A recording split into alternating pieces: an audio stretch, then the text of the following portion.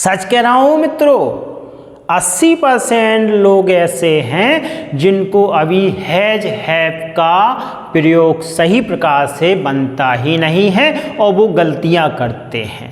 क्या आप भी उनमें से शामिल हैं? अगर हाँ, तो आज के इस वीडियो में आपकी सभी कन्फ्यूजन दूर होने वाली हैं और आप इस तरीके से हैज हैव का प्रयोग जान लेंगे, उसका अध्ययन कर लेंगे कि जीवन पर्यंत फिर आपको भूलने वाला नहीं है। तो चलिए शुरू करते हैं आज का अपना हैज हैव का प्रयोग जो कन्फ्यूजन दूर करने वाला है। सबसे पहले इसका मतलब समझेंगे, इसका अर्थ क्या होता है मित्रों।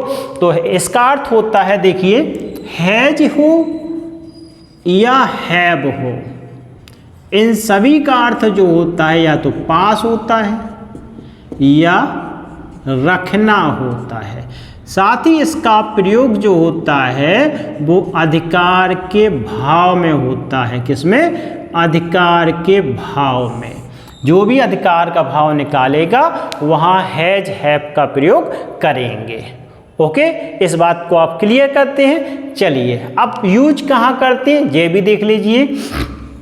जैसे आप देखते हैं हैज, तो हैज को केवल ही, सी, इट, सिंगुलर कोई भी नाउन हो उसके साथ और दिस तथा दैट के साथ यूज करते हैं। इनको कंबाइंड यानी कि जे केवल 5 ही वर्ड याद करना है, ये कहिए आप, है ना। और इसका फॉर्मूला यानी कि ट्रिक भी यही होती है। जैसे हैज मतलब होता है ही, हैज से क्या हुआ?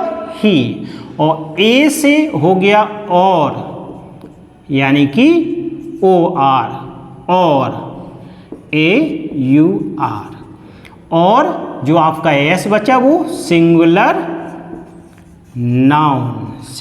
नाउन।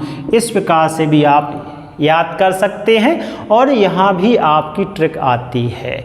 अब इसके बाद हैव कहाँ प्रयोग करते हैं मित्रों? तो देखिए, हैव का प्रयोग जो होता है आई और उसके बाद जो भी यू है उसके साथ, दे के साथ, और इसके बाद आपका क्या बचता है? वी।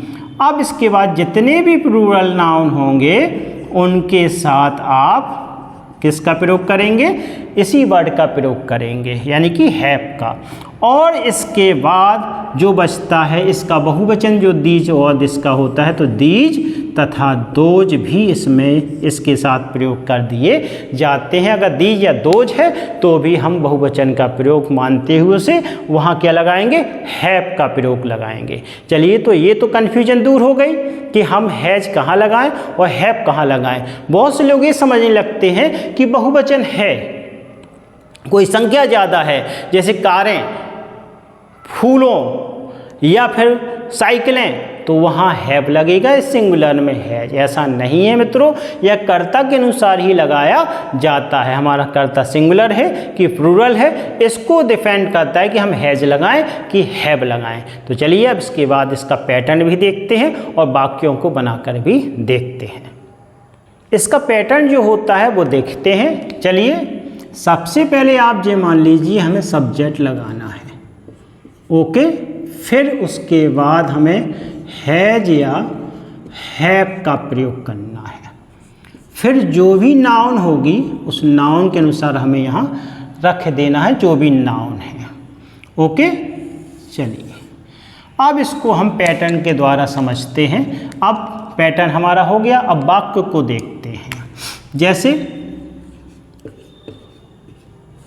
मेरे पास एक कार है, इसको मित्रों कैसे बनाएंगे? मेरे पास यानी कि आई हो गया, हैव लगाएंगे क्योंकि आई के साथ हैव लगता है, आई हैव अ कार।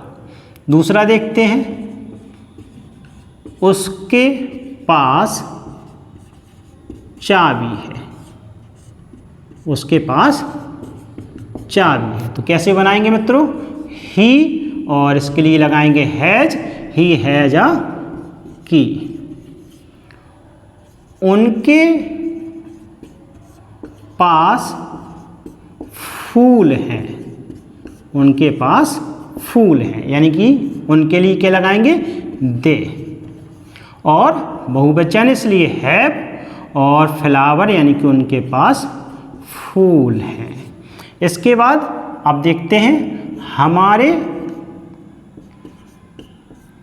4 भाई हैं। अधिकार का भाव दे रहा है, बनाएंगे कैसे, वी हैव 4 ब्रदर्स।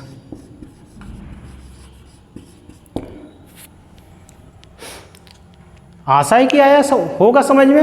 अब नेगेटिव सेंटेंस में जो हम गलती करते हैं उनको हम बताएंगे, इंटेरोगेटिव में जो गलती हम लोग कर देते हैं उनको बताएंगे, और साथ ही साथ इनमें सुधार कैसे करें, सही तरीके से कैसे लिखें, ये भी बताएंगे। चलिए, जब मित्रों नेगेटिव या इंटेरोगेटिव होता है तो फिर ऐसी स्थिति में हम हैज या हैव का कन्फ्यूजन ख़त्म कर देते हैं और हम टेंस के अनुसार डू या डज या डिड का प्रयोग करते हैं।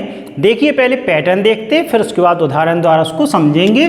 तो हमारा पैटर्न पहले नेगेटिव का क्या होता है, ये देखिए। नेगेटिव अगर सेंटेंस होता है तो हम सब्जेक्ट लगा करके यहाँ डू या डज का प्रयोग करते हैं और इसके बाद यहाँ नेगेटिव वर्ड लगा देते हैं जो भी है, और इसके बाद हम लगाते हैं हैव।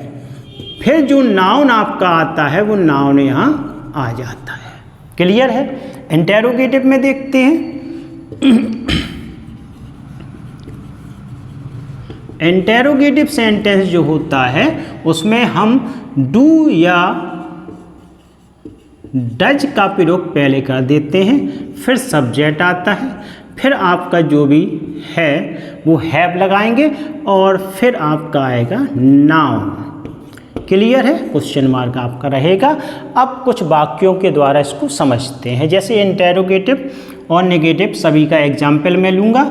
जैसे मेरे पास कार नहीं है, तो अगर मित्रों आपने इसको ऐसे बनाया, I have not a car, तो मित्रों ये हो जाएगा गलत।